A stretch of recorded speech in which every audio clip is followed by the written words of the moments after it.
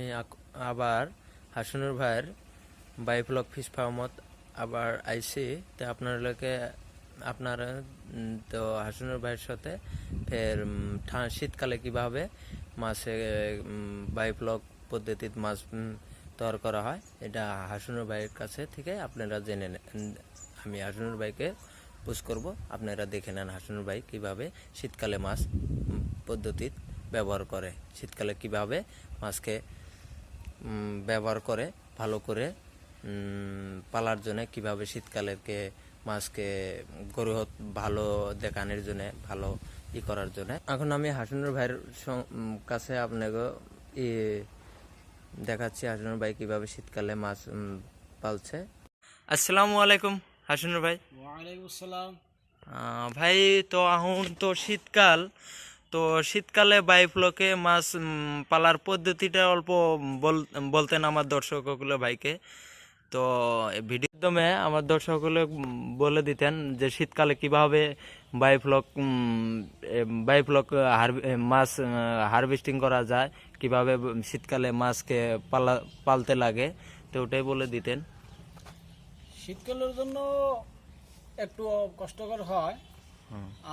শীতকালে যদি আপনারা মাছ পালন করতে চান আপনাদেরকে কষ্ট করতে হবে, তার মানে আপনাদের শীতকালের জন্য ট্যাঙ্কির উপরে আপনার তিরপাল দিতে হবে যাতে আপনার শীতটা যাতে না পড়ে ট্যাঙ্কির ভিতরে।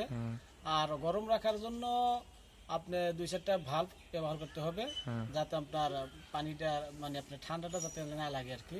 ভাল্বটা দিলে আপনার ট্যাঙ্কিটা গরম থাকে, মাছ খুব ভালো থাকে আর কি। তে হাসনুর ভাই, শীতকালে হাসনুর ভাই আপনার মাছের সাইজ কতটুকু হয়েছে এখন? এখন আমার মাছ আমি যখন মাছটা প্রথম দিলাম তখন আমার মাছটা 1500-এর লাইনে ছিল।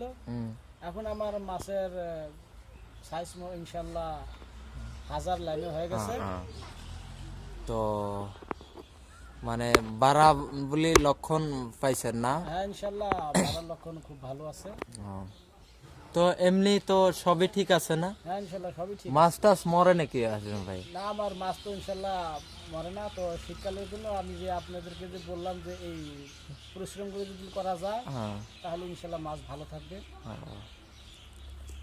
তো এখন দেখছি যে ট্যাঙ্কির দর্শক দেখেন আপনারা, এখন এই স্টোন গুলা অফ কেন আছে হাসনুর ভাই? স্টোন গুলো আমি অফ রাখছি, মানে আমি পানিটা যেহেতু ছেড়ে দিছি তো যার জন্য পানিটা মানে না থাকার কারণে আমি স্টোন গুলো অফ রাখছি। স্টোন ওই কারণে অফ রাখছেন? ও, তো পানি ড্রেন আউট করছে। ড্রেন আউট কিভাবে করে অল্প দেখাইতে পারতেন? ড্রেন আউট করলে মানে আমি আমার এখানে লক পাইপ আছে, আউটলাইনের ওখানে হাসনুর ভাই এসে এখন আউট কিভাবে পানি করতে লাগে হাসনুর ভাই দেখাই দিব। হাসনুর ভাই আউট কিভাবে করতে লাগে পানি?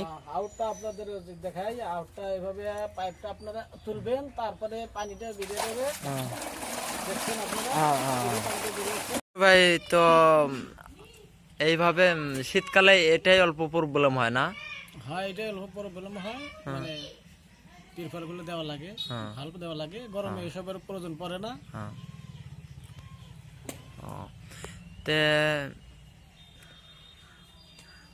ভাই থ্যাংক ইউ, আপনি ফের দ্বিতীয়বার আপনার বাড়িতে আইসি ভিডিও বানানোর জন্য, আপনি মানে দর্শকগুলো ভালো কথা বুঝ দেওয়ার জন্য, আপনি এই অভিজ্ঞতা দেওয়ার জন্য। তো লাইনে ফের ক্যামেরার সামনে আইছিলেন, তো ইনশাল্লাহ ভালোই আছে। তো মাশাআল্লাহ, তে রাখি না ইনশাল্লাহ। আপনাকে অনেক ধন্যবাদ, যেহেতু দ্বিতীয়বার আমার ভিডিও আপনি করলেন।